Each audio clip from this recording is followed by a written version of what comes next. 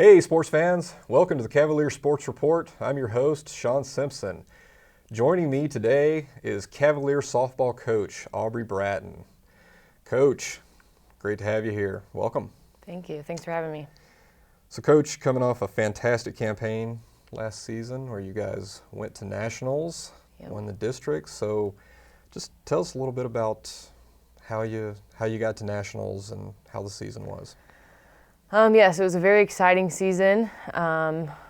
It's quite a road to get there for us. We've got a 16-team conference, which is pretty large for any conference in the nation at our level in the NJCAA. What they do is we play a conference tournament out, and then they take the top 8 teams and the lower 8 teams, and they play each other in a 3-game series, best 2 out of 3. And that's our first round of region. And then the top 8 teams that come out of that go to the district tournament. The district tournament is held in Topeka at Hummer Sports Complex, and they have 2 separate brackets for that. And they take a team from each bracket onto the national tournament. So for us, we took 3rd in our conference. Not what we had anticipated for the year because we were the defending conference champs last year coming into the season.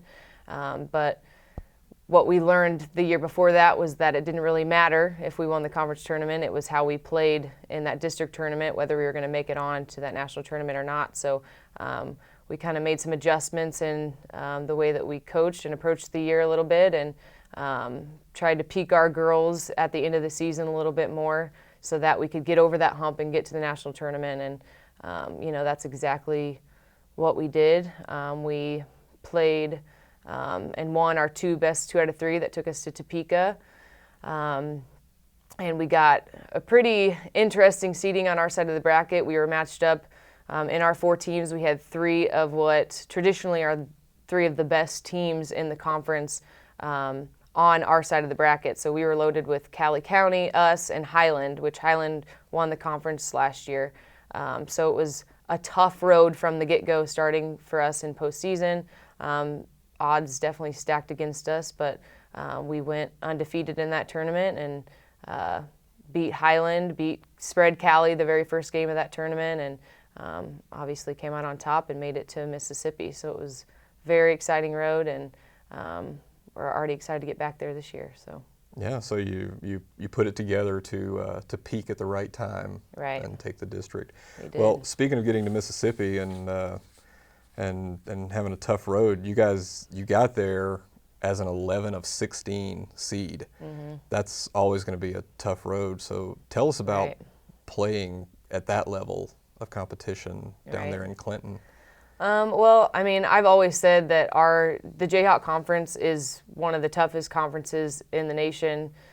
So we see a lot of good competition just coming out of our conference. So sometimes the hardest road is getting to that national tournament and then having the opportunity to face those higher level teams, although some of those teams probably wouldn't even match up to some of the teams in our conference that could easily have made it and competed with some of the teams that are at the national tournament. So we're lucky in that fact that we get to see a lot of good teams in our conference. But that being said, we did go in and we were placed in the 11th seed, and we didn't really put a big emphasis on that. And that's not something that I like to do as a coach or want my coaching staff to do. We don't focus a lot on the other teams or where our seeding is or whatnot. We focus on us and what we do and what we can do, to be successful on the field day to day. So yeah, we came in as the 11th seed. We knew, and that was always in the back of our minds, but really we knew all we had to do was come out and play Johnson County softball to the best of our ability at that time. The great thing about the game is that it doesn't know who's supposed to win. It's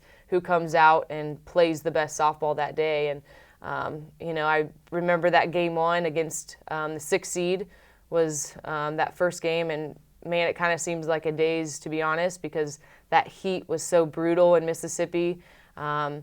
It was just exhausting. The girls were exhausted, but they played their hearts out. They pushed runs across. They just wanted to go out and be the better team that day.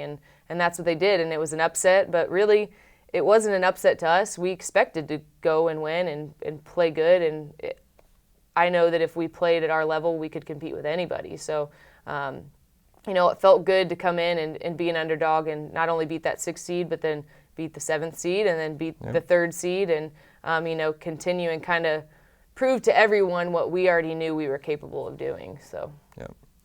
So you've had a pretty outstanding career as a collegiate athlete yourself. Right. And you've done a fantastic job with coaching. At what point did you decide that you wanted to transition into coaching? At what point did you know that coaching was a career for you? Well, throughout my collegiate career, I did, in the summer, I would give catching lessons and some batting lessons to younger girls, just to kind of help with some income being a college athlete. I've just always really loved the game, and so giving back, for me, that was my way of doing that, by giving some lessons. And really, I never really thought about coaching. I never really thought like that was what I wanted to do 100%. I can't really say there was ever a moment that I knew. I just knew I wanted to stay involved with the game because I loved it. It's been my life for so long. Finishing out my degree at Emporia, I stayed for an extra year after I had finished my eligibility there and was the student assistant, and ran their sports psychology program through the team, because that was my major, was psychology with a focus in sports psych. And so I stayed involved with the team that way. And, I loved it. I had a good bond with all of the girls. I liked being able to have an influence and a voice and having the girls look to me for advice, and I felt like I had a lot to give. So that was obviously something that I enjoyed doing. I got offered the assistant job here the year after that, I guess the summer after I helped with Emporia that year. And even then, I'm not sure I was real sure. I just knew, again, that I wanted to stay involved in the game, and, it was something that I loved so much. So I couldn't imagine doing anything else. And then when I was kind of sparked into the interim position here for my first year as the head coach, it was then that I really had to make a decision, is this something that I want to pursue and continue to do? Because I knew being presented with that opportunity, it wasn't a wavering kind of thing. It was like, I'm all in now or I'm not. So I think it was then that I really knew, I'm not done with this yet. I love it too much, and I didn't know what God's plan was for me at that moment. But now looking back, I can't imagine doing anything else, and I love it. Every single day, my favorite part of the day is practice time and spending time with my girls, and seeing them grow together and on the field and become best friends. And, that's what we're doing now, and I enjoy every second of it. So. Well, Coach, we are so excited and we so appreciate you coming by, and can't wait to see you guys on the field this spring. And I know we'll be talking to you again before the season starts. All right. And so happy to have you. Thanks. So thank you for watching. This has been the Cavalier Sports Report, and I'm Shawn Simpson.